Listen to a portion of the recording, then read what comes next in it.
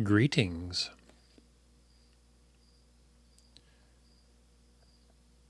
Before we get into Gorechain, Chapter 1, Part 2, going through the short story ideas that I talked about earlier, I found the one that this novel was inspired by, titled The Infinite Parts of Pain. A man loses an arm in an accident. The arm was never recovered. 6 months later, someone exactly like him was spotted. His arm grew into another person who had no idea who he was. The man was found to be a boon to living forever, as the man copy, once he was found, captured, and had his arm chopped off, would grow another self out of that arm without degeneration of the original, or thereabouts.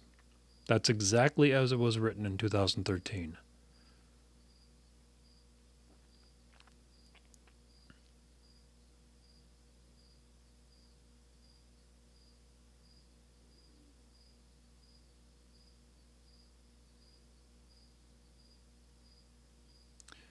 However,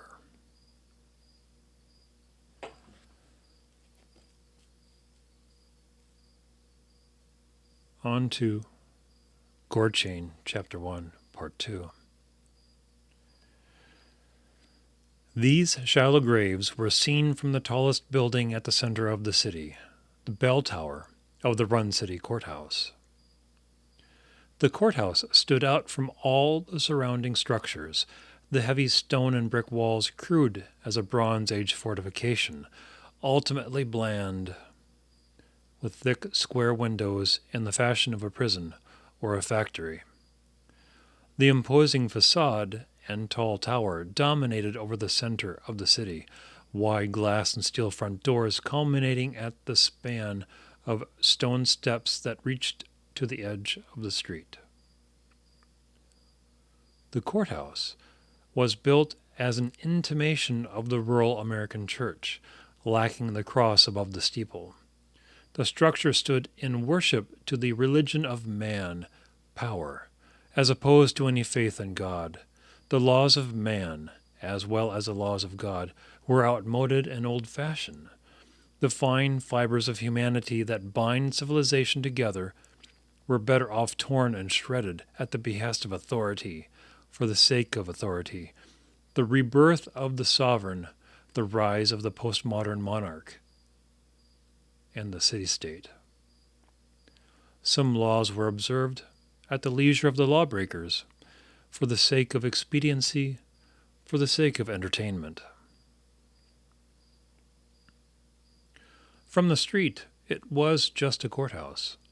Beyond their daily routine, the Run City locals were aware that any direct interaction with the courthouse was to be sucked into a living shallow grave of their own.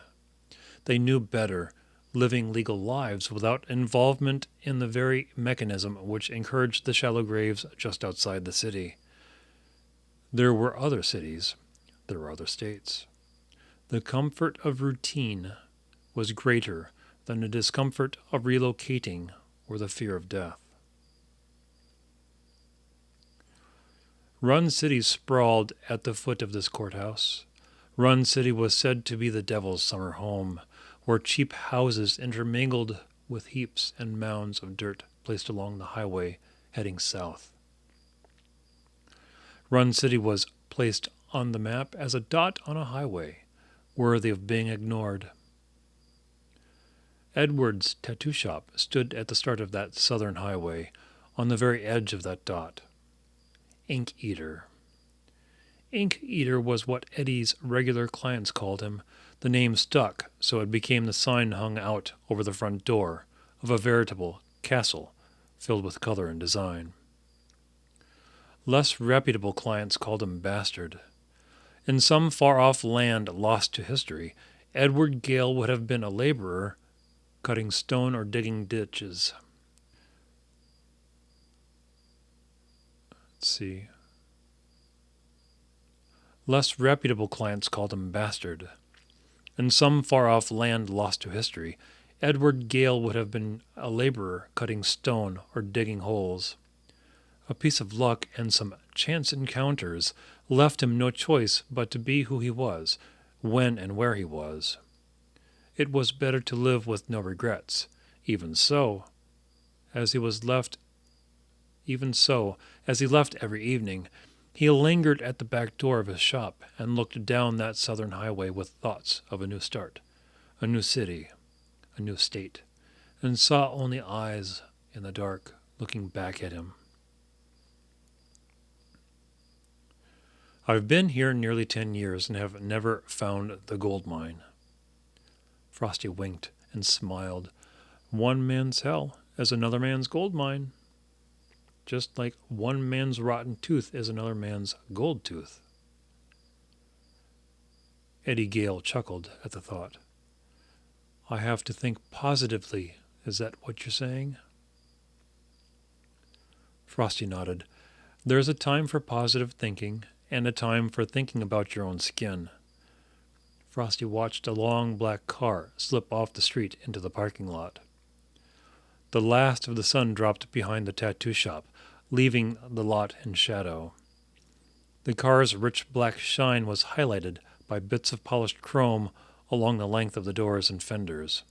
It was a pristine 1984 Lincoln Town Car, made more luxurious today than any other contemporary vehicle simply because of its classic lines and perfect condition.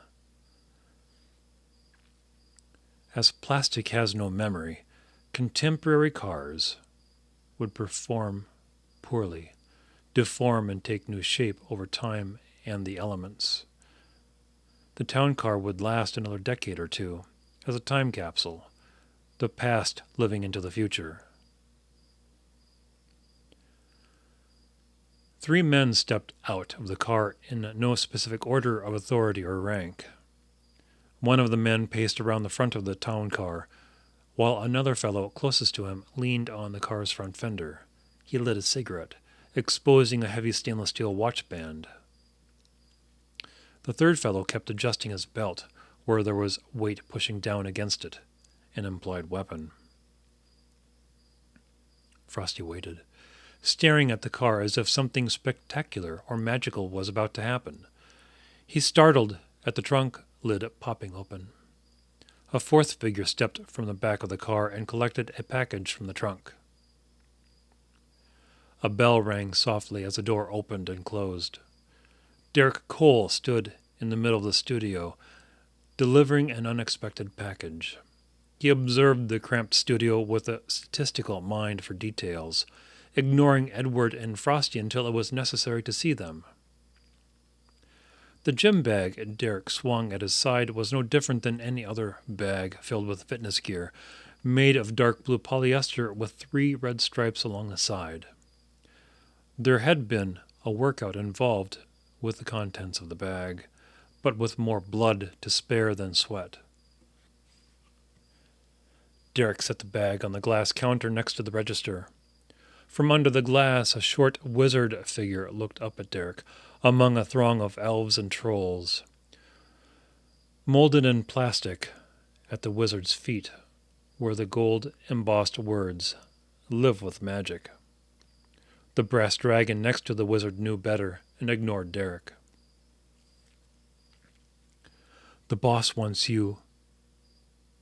I fucked that one up. The boss wants one of the tattoos copied. Put the rest on ice until someone comes to collect. Derek's gold rings clicked against each other as he pulled his hand away. He stepped 2 paces backward in the middle of the tattoo shop, out of place, out of context. Dressed in expensive linen, a satin shirt left open at the collar, where a hint of expensive cologne rose from his skin. Derek glared at the two, his face out of context with the wealth of his clothes, a man whose face knew the meaning of a fist, his hands knowing the art of violence. Those who didn't know any better were silently stunned by Derek's cold, simplified brutality. He was in excess of 6 feet tall, with short cropped hair and a hard, uncompromising face. He was once an up-and-coming college football player who fell in hard times through a trio of misfortune, booze, women, and violence. The man's transformation from gifted athlete to bruiser and neckbreaker was to perfect his gifts of physical violence to make an easy buck. Regardless of the specific consequences which triggered this shift in destiny, Derek used it against the world in acts of prolonged revenge, enjoying the terror he inspired from people around him. Derek Cole was known locally. It was no surprise to find him carrying a bag with body parts around, his specialty. Killer Cole, Gravedigger Cole, Desert Reaper. Derek took a moment and glared at the two. You understand? The two of you? Edward nodded. I need to hear it. That's what the boss said. He wanted to know. He wanted to know that I heard your agreement. Derek tapped the side of his ear. Yes, I understand. Copy the tattoo, then put both on ice until someone comes to collect. Derek glared at Edward, uncertain if the reply was sarcasm. Good. I trust you and your flunky to stick with the...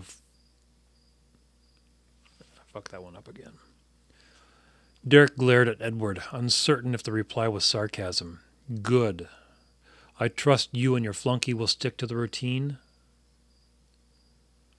Frosty hung on the edge of the door, watching Derek Cole climb into the back of the town car. Some kind of dangerous dude, right? The three men circled the back of the car, like bored scavengers, waiting for a command or a signal. Something like that. Edward opened the bag.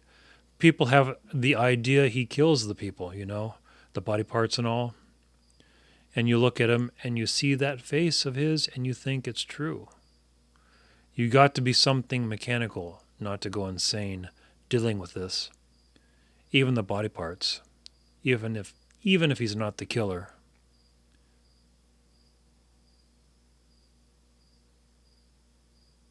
Let's see.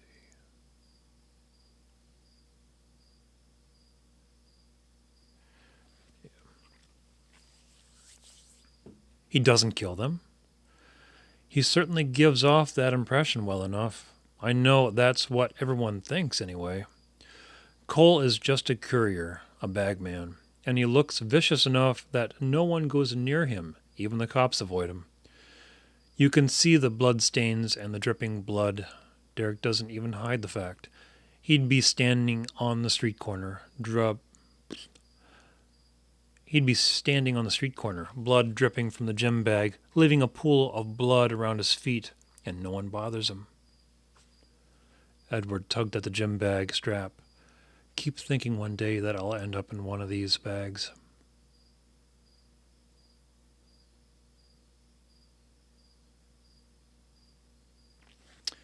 So there. We will continue onward with Chapter 1, Part 3.